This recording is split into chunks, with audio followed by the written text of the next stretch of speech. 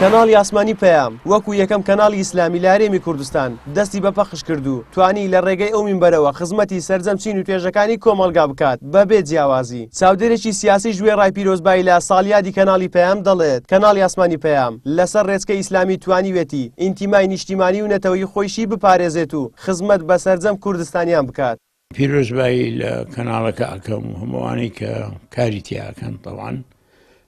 چونکە من لەما ئەو دە ساڵە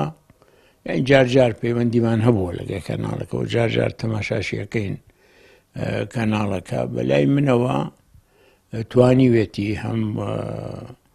شێوەی ئیسلامی خۆی پارێزیە بەڵام شێوەی نەتەوەییشی هەیە باسی کێشەکانی نەتەوەی کێشەکانی کورد و ڕێی و بۆ چوونی خۆشی هەبووە ئەو شتانەی کە ڕووی داوە من زۆر جام لە حەزم کردووە زوو وەریگرتوون بڵاوی کردوێتەوە چۆن شتەکان وەرەگەم وا بڵاویکەنەوە بەڕاستیوە خۆی و ڕاشکاویش من چاکترە چونکە دوو دروشمی باشن. بەرپرسی لقی هەولێری سەندیکای ڕۆژنامەنووسانی کوردستانیش دەڵێت کەناڵی ئاسمانی پەیام توانیوێتی وەکو میدیایەکی سەرکەوتووی کوردی بۆ ماوەی 10 ساڵ لەسەر دروشمی ڕاستی و ڕاشکاوی بەردەوام بێت. پیرۆزبایی لە کەناڵی ئاسمانی پەیام دەکەین کە ماوەی 10 ساڵە لە پەخشی خۆی بەردەوامەوە توانیوێتی لە پاڵ کەناڵەکانی دیکەی میدیا لە کوردستاندا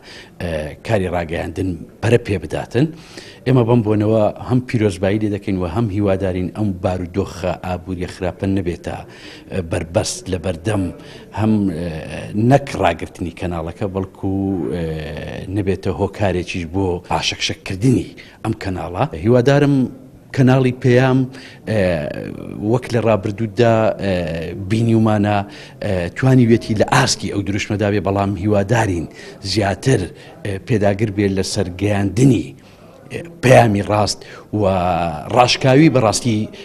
خاڵێکی دیکەی زۆر زەوهەری کەناڵی میدیاییە. کەناڵی ئاسمانی پەیام لە 1/12/2008 وەکو تاکە کەناڵی ئیسلامی کوردی دەستی بە پەخش کردو هەر لە سەرەتای دەست بەکاربوونیەوە بە دروشمی ڕاستی وێنە وشە هەمیشە ڕووداوەکانی لە سۆنگەی ڕاستگۆییەوە گواستووەتەوە و لە ئێستاشدا پێدەنێتە نێو 11مین ساڵی تەمەنیەوە بە دروشمی ڕاستی و ڕاشکاوی دەنجی شەقام و هاوڵاتیانی بەژمەینەت دەگەێنێت بە دەسەڵات.